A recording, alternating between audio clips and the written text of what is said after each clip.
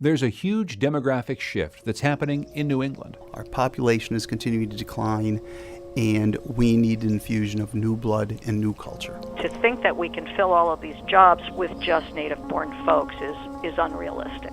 From the New England News Collaborative, this is Next.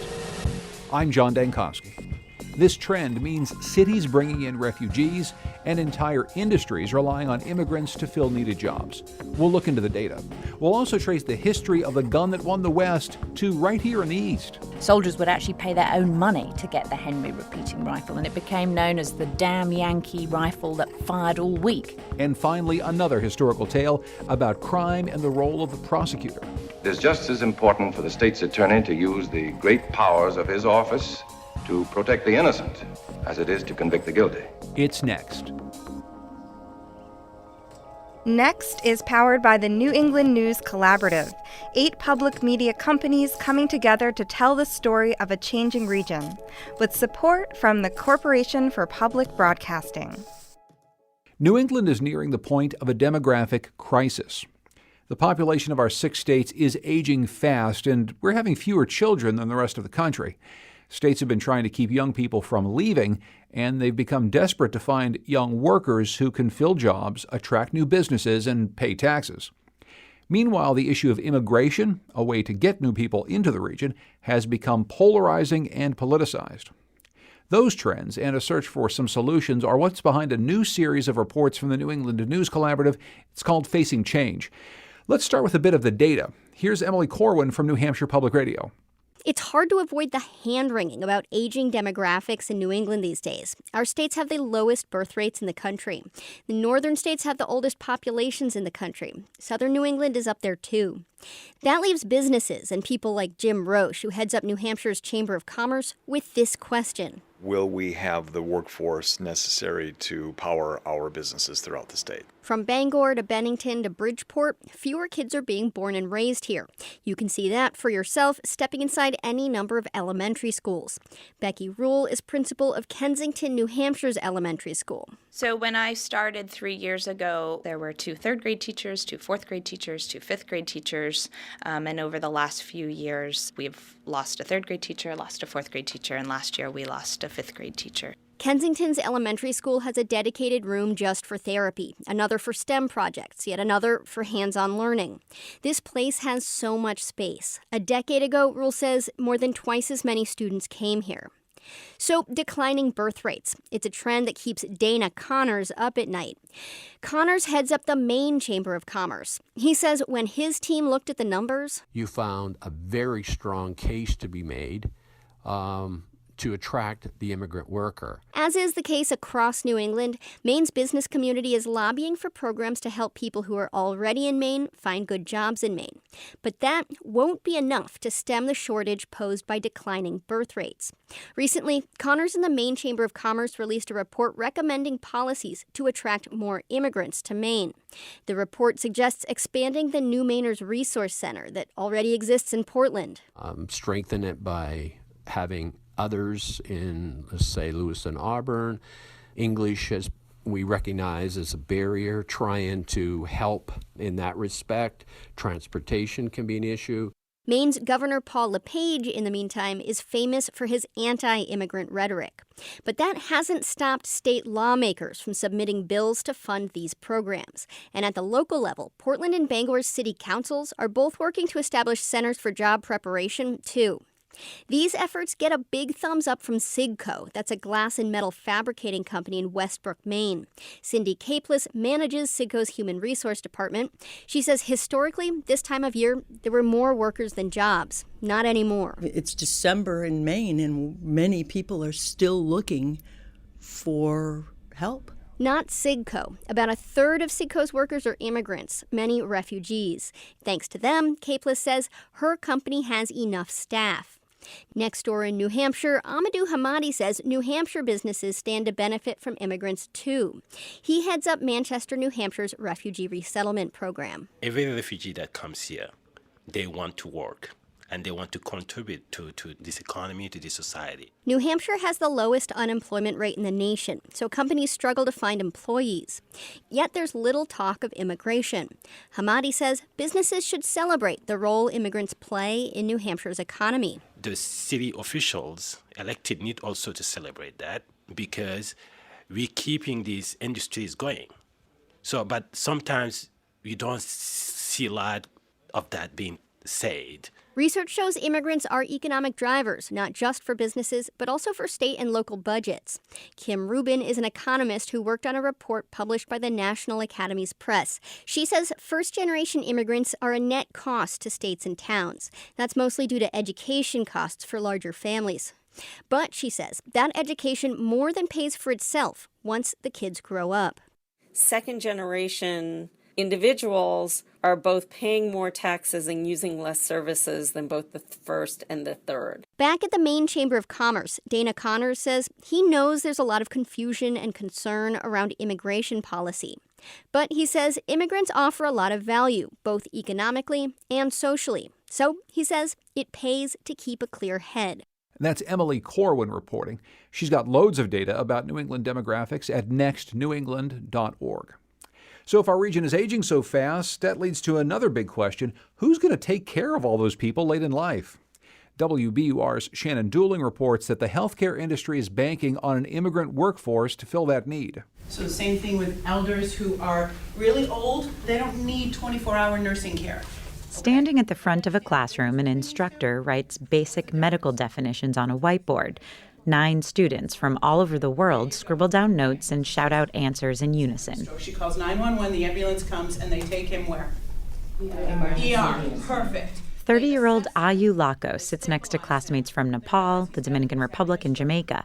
They're all here for a class called Working with Frail Elders at Boston-based Jewish Vocational Services. It's a nonprofit job training program focused on specific industries like food service and healthcare, both sectors facing labor shortages.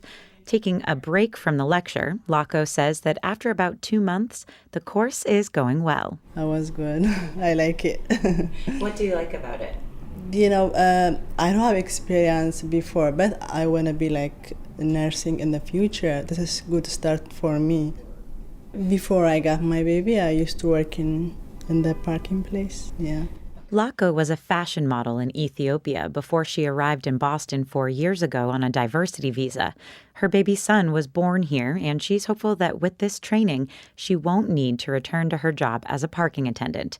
She says to check back with her in 5 years. You can see me like after 5 registered nursing. I'm going to be like full-time nursing. This is a good start to have good bridge for registered nursing. Our students come to us in lots of different ways. Jerry Rubin is president and CEO of Jewish Vocational Services. Some of our students are coming to us because they're recent arrivals in the country. They may have actually been refugees who have been resettled here, and they're coming to us through a refugee resettlement agency.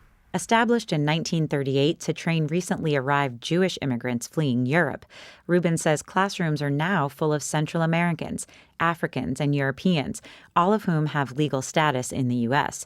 These students, Rubin says, are the changing face of healthcare workers. If you go into any segment of the healthcare industry, whether it's the acute care hospitals, community health centers, long-term care organizations, you're going to find a significant portion of the workforce are made up of immigrants. In fact, it's really the bedrock of the healthcare industry.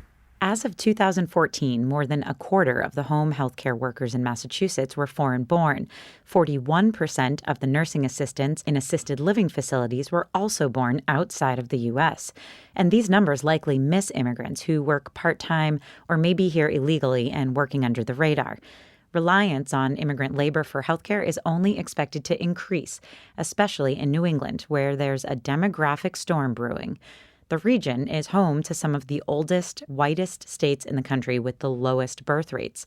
Adding all of this together reveals unsustainable labor trends. Barry Bluestone is a professor of public policy at Northeastern University, and he's run some of the jobs numbers. In Massachusetts, we project we're going to need about 93,000 additional home care workers over the next 10 years, or almost 10,000 a year. Bluestone says given the population projections for the region, namely a shrinking workforce, New England needs to plan accordingly, and he's concerned that national conversations around immigration could hamper those preparations. These are overwhelmingly immigrant workers, and what I fear is if the current kind of political environment either shuts off immigration or potential immigrants look at the United States and say this is not a very comfortable or safe place to be, I don't have any idea how we're going to fill those 10,000 jobs each year. Over the course of his campaign, President-elect Donald Trump spoke of mass deportations of people in the country illegally and the need to toughen screening for refugees coming to the U.S. If put into place, experts say these actions could further strain an industry that already struggles to fill positions. Dr. Robin Stone is Senior Vice President of Research at Leading Age, a trade group for nonprofit elder care providers. Stone says meeting the need for care providers in the future is a labor opportunity for both immigrants and workers born here in the U.S. But she cautions that the native-born workforce is the same white working class that's expected to continually decline in numbers. To think that we can fill all of these jobs for the huge demand that we're going to see in the next 25 years with just native-born folks is unrealistic. Control in his right arm. He has drifting limbs. And that's why training programs like this one at Jewish Vocational Services are so important. Ayu Lako, the student from Ethiopia, says she's hopeful that she'll eventually land her dream job in healthcare. I'm thinking if I got like hospital or older home health aid, take care of people. So while the future of immigration policy may be unclear, one thing we do know is there will be no shortage of people needing care. That's Shannon Dooling reporting. Our last stop on our journey through New England's demographic changes takes us to Rutland, Vermont. It's a small city that personifies a lot of what we're talking about. It's got an aging population, and some in town think it's time to welcome new residents. That's why they raised their hand to accept more than 100 refugees from Syria. The first of them arrives in January. Of course, not everyone is thrilled about the idea in town, but as Nina Keck reports, a lot of people are working together to make sure that this plan succeeds. For 2 hours on a recent Thursday night, Rutland's Unitarian Church was filled with an unusual sound, Arabic. Masā al-khair, good evening. What would the response be? Marhaba. Yes, we have marhaba. It's not a language you hear much in Rutland. There are few Muslims in the city, no Middle Eastern restaurants, and no mosques tucked between the many churches. Morgan Dennehy grew up near Rutland, studied Arabic in college, and spent time living in Egypt and Morocco. When he heard about the refugee resettlement plan, he decided to move back home. I was really blown away by the amount of interest that people had for wanting to help, and I just sort of felt like I had to do my part. You know, that was always my experience learning Arabic or any language. You know, you address someone in their own language is just really powerful. Since early November, between 15 and 30 people have been attending his free Arabic classes. 2 Arabic language professors from Middlebury College drive down each Thursday to help. عفوا شكرا لكم أنا من Middlebury الآن. You might be wondering, if Rutland is so small and has so little Middle Eastern culture, why bring Syrian and Iraqi refugees here in the first place? Well, compared to Burlington, where resettlement has been going on for decades, housing costs are low in Rutland, and employers have jobs to fill. And many, including Rutland Mayor Christopher Louris, believe refugees will give the city a much-needed boost. My response to people who say Rutland's not ready for this type of thing is, then when and how has this been working out for us? Not too well. Our population is continuing to decline, and we need an infusion of new blood and new culture. Barbara Richter agrees. She unlocks a storage room at a local church that's filled with items donated for the refugees. We have full sets of dishes. I mean, some of them are still in boxes. Richter is part of Rutland Welcomes, a volunteer group that formed in April that now has a small army ready to tutor, mentor, and provide transportation. With one phone call, I could mobilize a network of people to come in here and basically take what they need to set up a home. Okay, welcome everyone. everyone. I'm so glad to see you all. Across town, Castleton University's Emily Gleason greets 20 teachers and school counselors. Gleason specializes in literacy and cultural studies, and when she heard about Rutland's resettlement plans, she designed a semester-long course to help educators better understand the refugee crisis and the needs of refugee children. We try to think about the kind of cultural barriers they might face walking into a small rural school in New England, and how we can be as inclusive and as welcoming as possible. Unlike many U.S. cities, Rutland doesn't have a refugee community already in place, so creating one has stirred up a lot of uncertainty. Jackie Gauthier, who's in the class and works in a local primary school, remarked at how difficult it had become to talk about. I had one person say the other day, she says, I don't know why I feel this way because my family were immigrants, but I'm just not comfortable with them, coming to our community. So she was struggling with her own feelings. She didn't really understand why she felt that way. Many in Rutland, like Matt Howland, continue to have big concerns about how the city will absorb so many newcomers. While Howland applauds the efforts of local volunteers, he worries too much of the resettlement effort depends on them. 5 years from now, what resources does the city have in place to pick up if a group like Rutland Welcomes no longer has the means to help support this program going forward? Roman Śmiechowski isn't worried. While not a refugee, he immigrated to Rutland from Poland 24 years ago, learned the language, and sent a daughter to law school. I look at the mirror every day. I came here and I made it. Śmiechowski teaches driver's ed and is developing a course to help refugees learn to drive. He says once they begin living in the community, he hopes people in Rutland will see them for what they are, other families just trying to make it.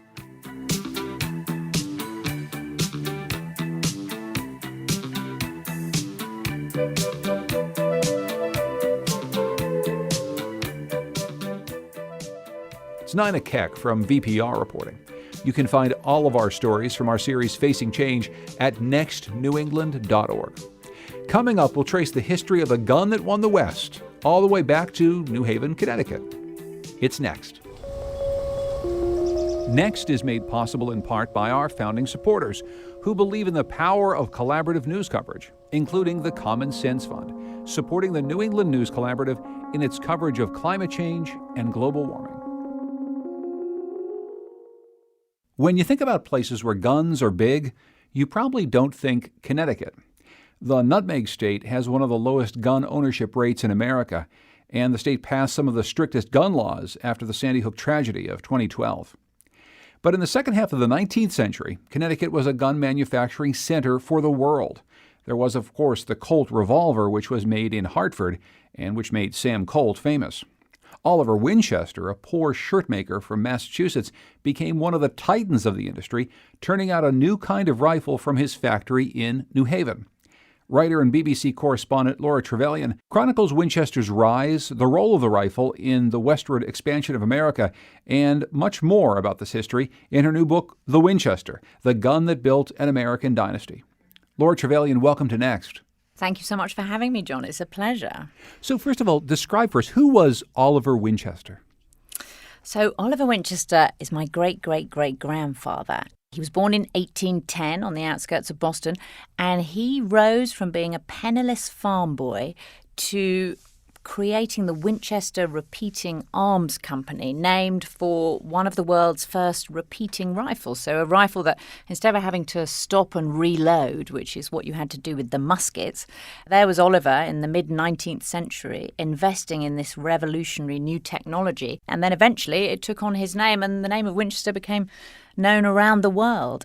Talk, if you would, a bit about the repeating rifle and how revolutionary we're talking here, because for many people, we don't really remember a time before there were firearms of this type. I guess they used to fire muskets and they took a long time to load. But what was the technological leap between the rifle that Oliver Winchester developed and what came before?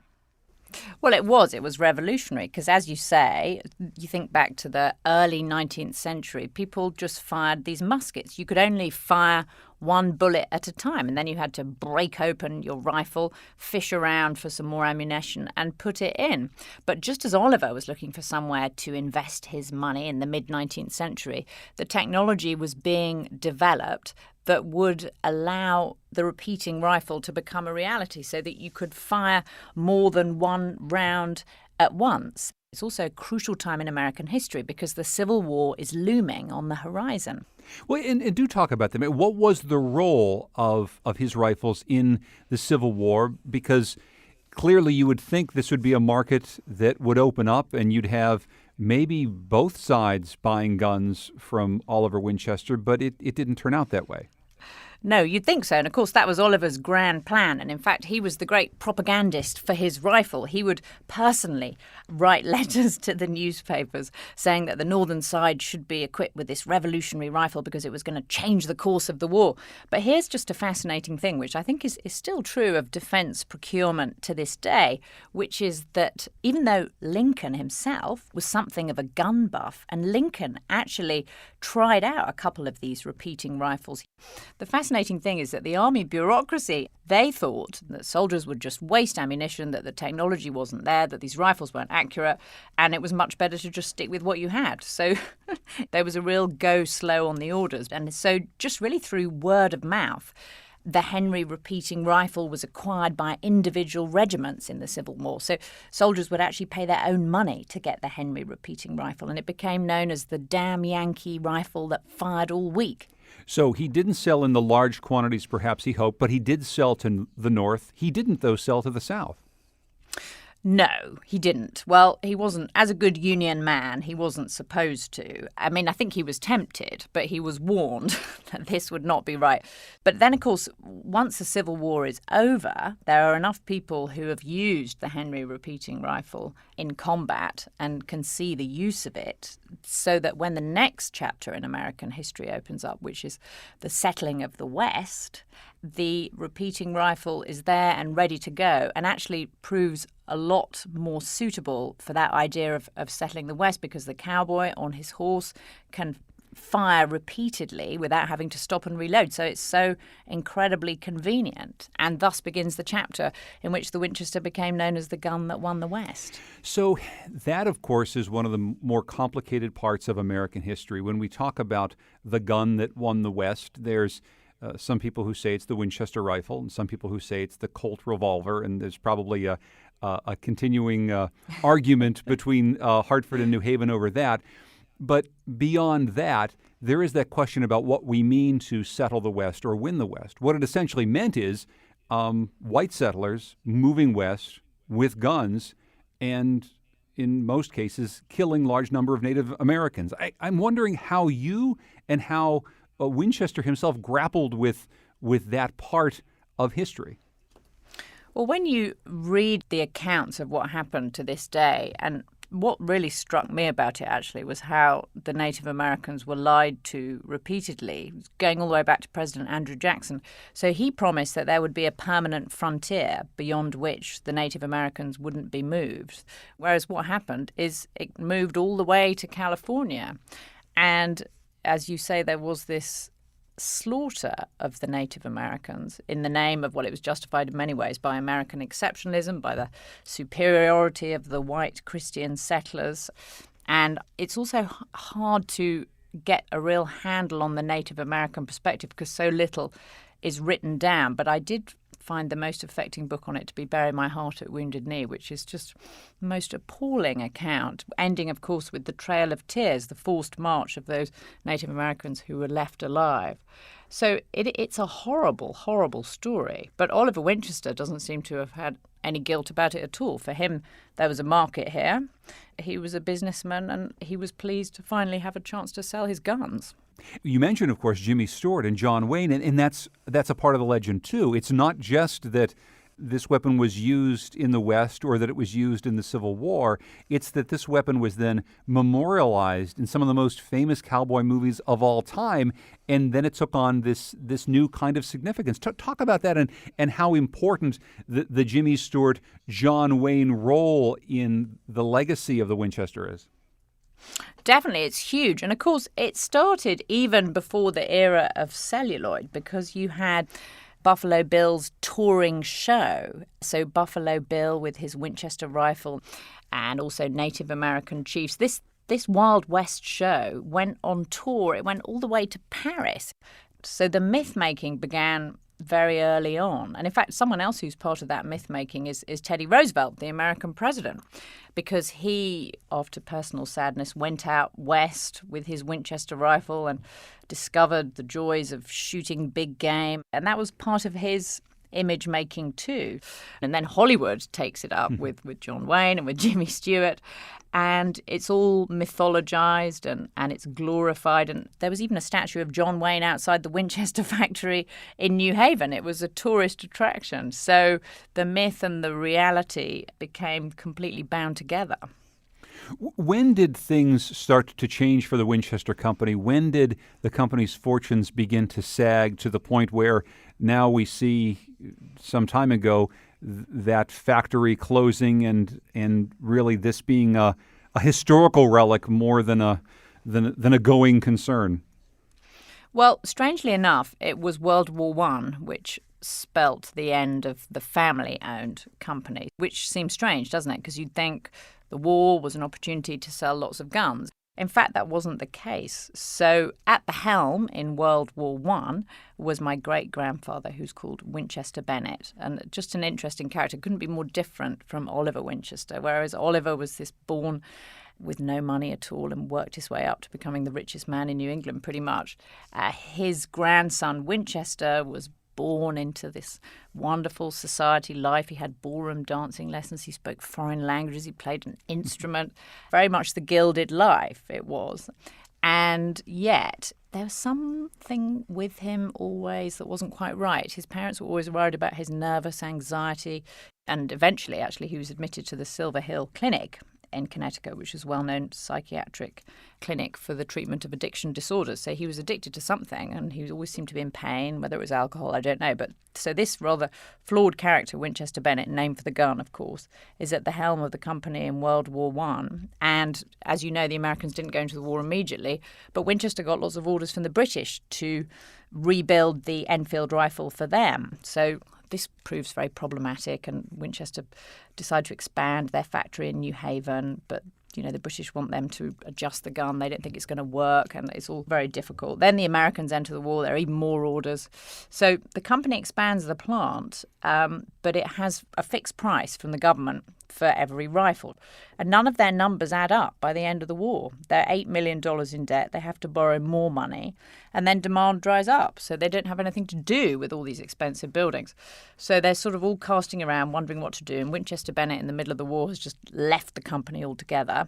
And the company is advised that it should use all this excess space that they have to make household products, which are going to be as good as the gun, is the slogan. So Winchester suddenly goes into making lawnmowers, baseball bats, cutlery, washing machines, roller skates. They diversify, and it proves to be a complete disaster. And then the Depression comes, and the company ends up going bankrupt, and it's put up for sale, goes into receivership. Mm. So what is left of the Winchester Company now? Does just the name remain?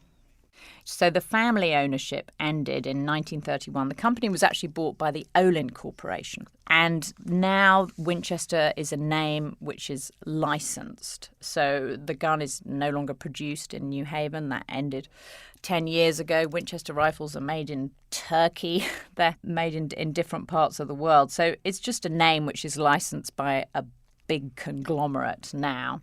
But you can still buy the rifles. But when you think of it, it's such an extraordinary turnaround. I mean, New Haven, Winchester was New Haven, particularly in the era of wartime production, when the whole city stepped up in the First World War and again in the Second World War when Olin owned Winchester. And now the actual factory itself in New Haven, it has now been turned into apartments. The history of the building has been used in the marketing of the apartments, but that's all that remains of it. So as a reporter who's been in America covering the things that happen in America since 2004, the notion of the gun in America is very much more fraught than it was in the say, 1950s when we were watching John Wayne movies. What do you make of that, and how does your experience as being part of this family color some of what you think about the American conversation surrounding guns right now, Laura? I reported on the aftermath of Sandy Hook, and I remember standing outside the temporary morgue, which was put up for those tiny children who were killed by that assault weapon and by the person who was using it. And you ask yourself, well, how did we get from there to here? And the role of the gun and the importance of the Second Amendment is used to justify the fact that these weapons are available to the public. Clearly there's a disconnect, at least it feels to me like there's a disconnect between the past and the present, and the need for Americans, particularly in the Civil War era and settling of the West, the need for people to have weapons to protect their property, to get food, and now in a society which is much more urban, it's very complicated. But the one thing I suppose that the history makes me understand is why people feel so incredibly strongly about the issue, because the history of the gun is rooted in the history of America. Laura Trevelyan, thank you so much for joining us. I really appreciate it, and congratulations on this book. Thank you, John.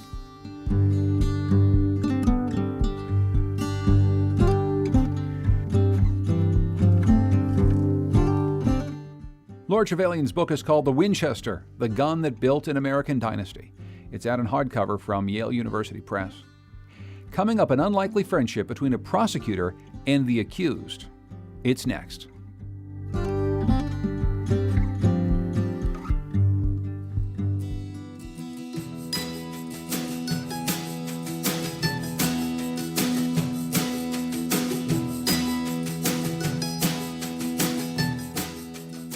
Next is made possible in part by our founding supporters who believe in the power of collaborative news coverage, including the Melville Charitable Trust, supporting the New England News Collaborative in its coverage of housing and homelessness.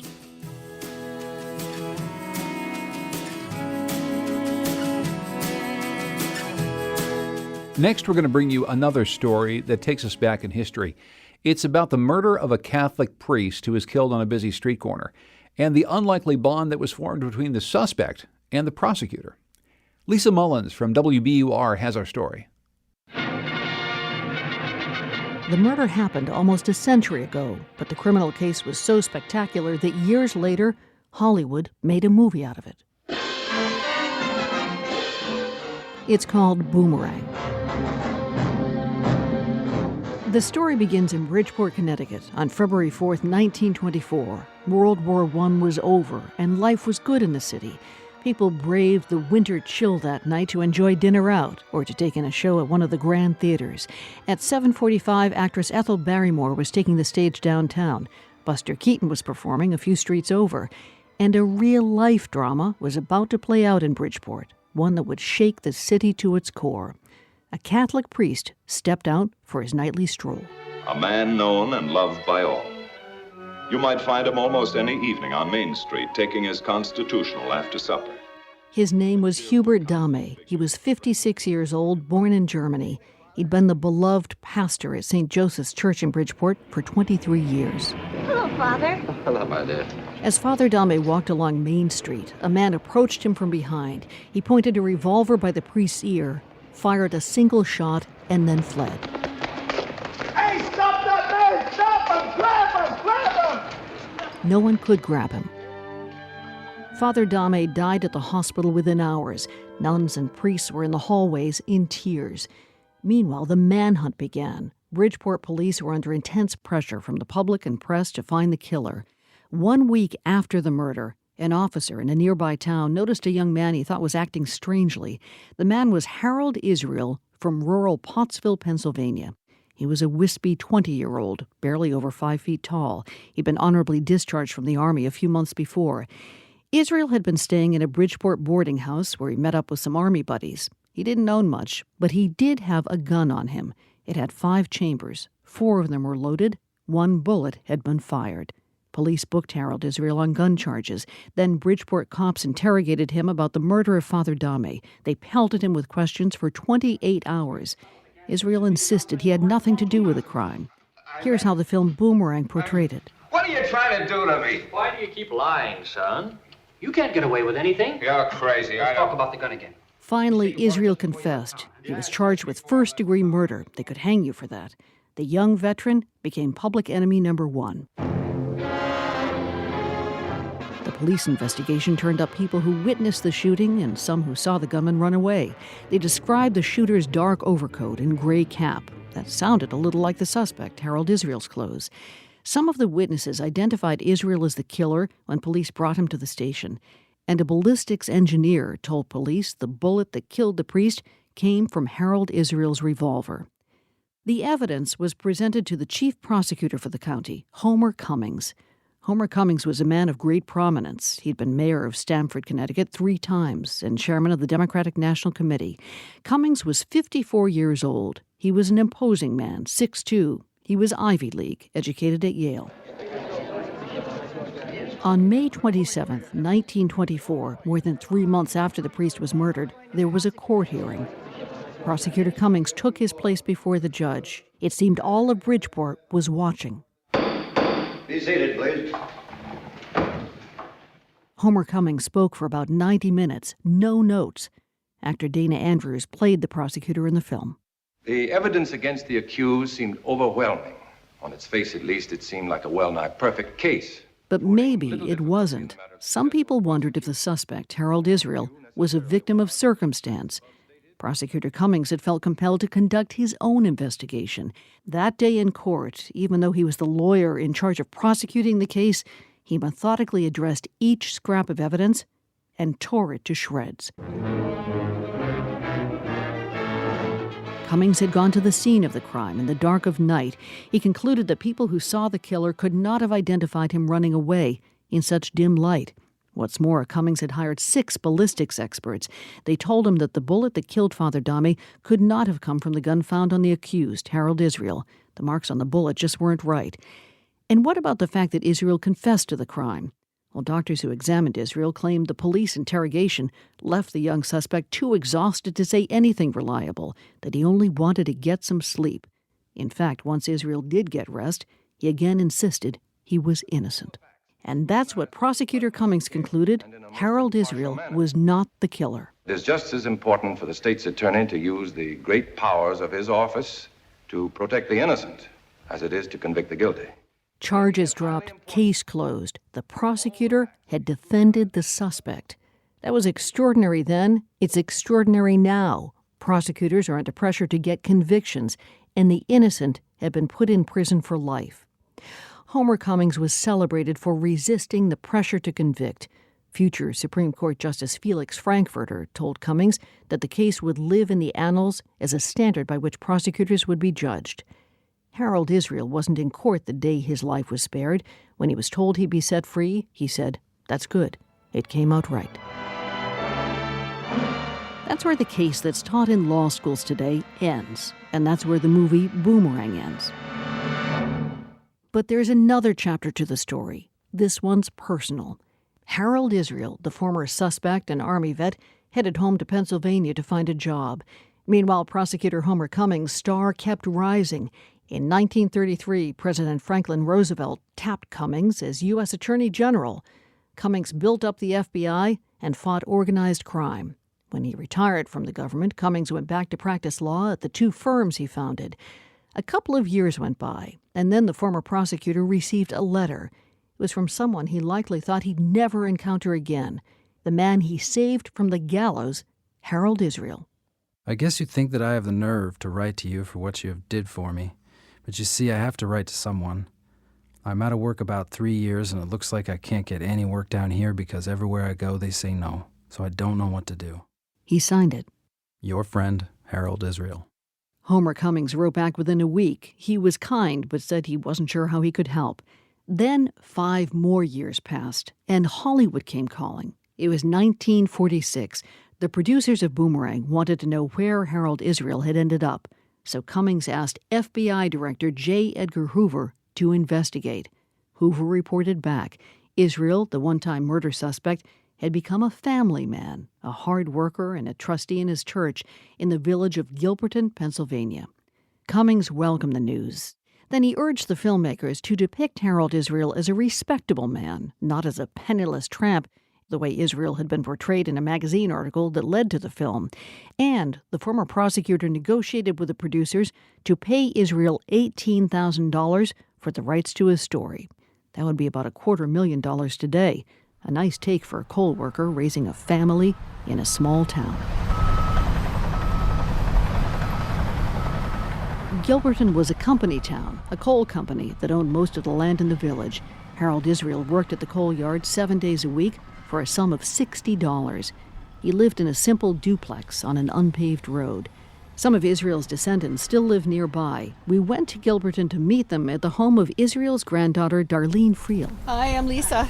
How are you? Good, how are you? Okay. We brought something we knew the Israel descendants would want to see. Transcripts of letters we learned about while researching the story. The letters had gone back and forth from the Israel family in Pennsylvania to the grand East Coast home of Attorney Cummings. Yeah, that's at your house, yeah. The Israel grandkids knew the letters existed, but they'd never read them. The first letter was written by their grandmother, Olive, that's Harold Israel's wife. She had written to the former prosecutor, Homer Cummings, to thank him for securing the money from the film. Lisa, do you want to read this? We can't begin to thank you enough for what you have done for us. Lisa Berrier is one of the Israel grandchildren. I keep asking my husband, are you sure it is true? He just laughs at me and says, sure it is. To him, Homer Cummings, you are next to God. He worships you. He said he would trust you more than anybody in this world. Typical of my Graham. That's why I started crying. Berrier and the rest of the Israel family have always known about their grandfather Harold's brush with the law, but not from him. Here's Israel's granddaughter, Darlene Friel. It was always Graham. Yeah. He never talked about that. I think that was one part of his life that he didn't want to dwell on or think of. He just wanted to get on with his life and enjoy his family and everything. As the years went by, there were many more letters between Olive Israel and Homer Cummings, 10 years' worth. Olive, or Graham, often asked the former prosecutor for advice. In one letter, she wondered if she and Harold were spending their movie payout too lavishly. They'd bought a used Chevy, planned to put a bathroom inside the house, and each get a new set of teeth. Homer Cummings wrote her back. I note the description of the expenditures you're making, and it seems to me that they are entirely justified. I hope that you and your family will derive great comfort and happiness from these expenditures. The correspondence continued. We've built an extra room on our home. We use our home a good deal. The boys love to read funny books and play records, so this room will be used real hard. Mrs. Cummings and I returned from Palm Beach on the 12th of June. We had quite a long stay there and enjoyed the vacation very much indeed. The former prosecutor, Homer Cummings, had a small family. He'd married 4 times, he became a widower twice, and divorced twice.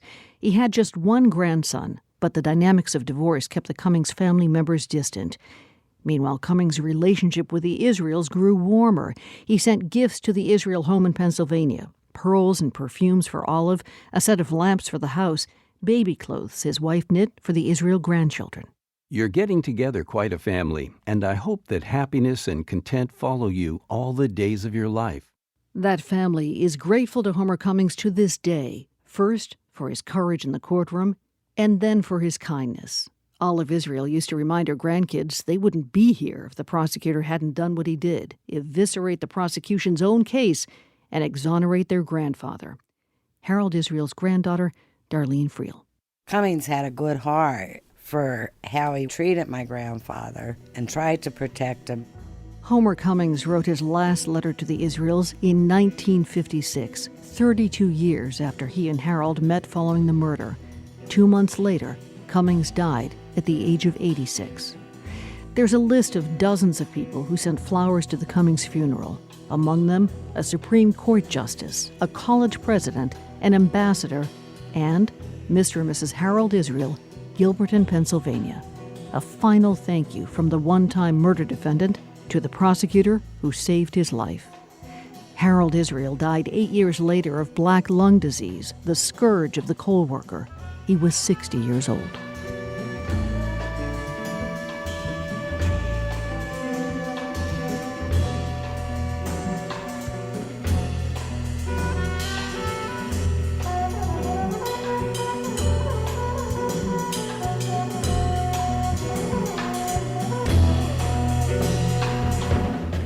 That was Lisa Mullins from WBUR reporting, with production by Lynn Jolliger. Ken Armstrong at the Marshall Project contributed to the story. We've got photos and interviews featuring descendants of Harold Israel and Homer Cummings and others associated with the trial at nextnewengland.org. We've also posted the trailer from the 1947 film Boomerang.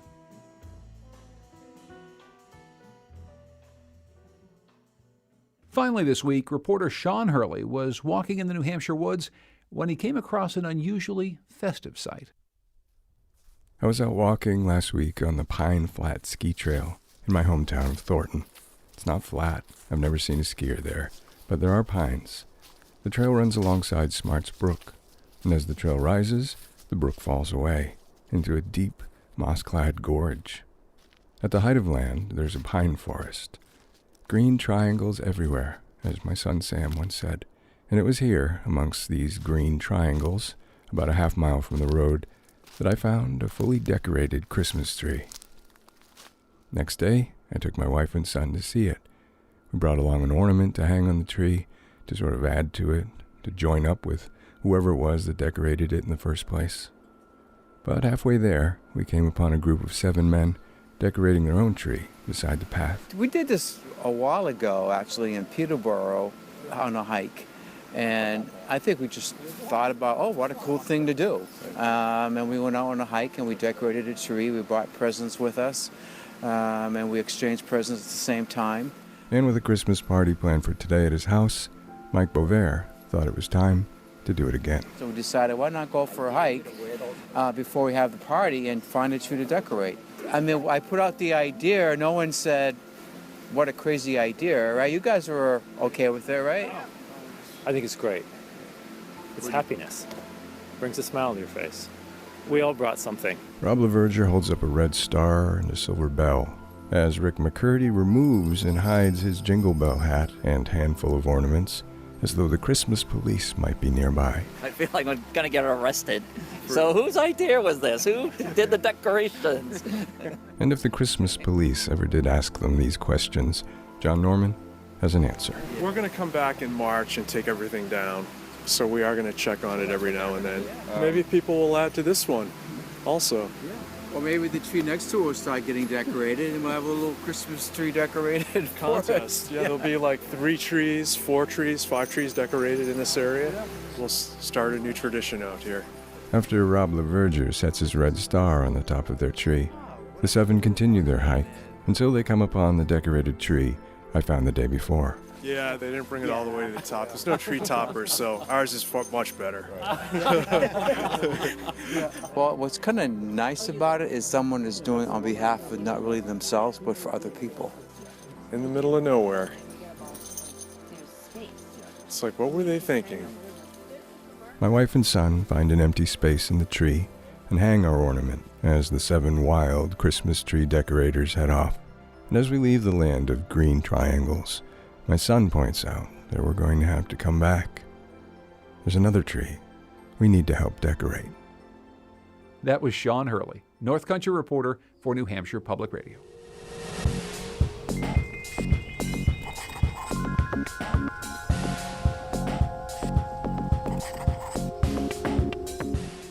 Next is produced at WNPR by Andrea Moraskin.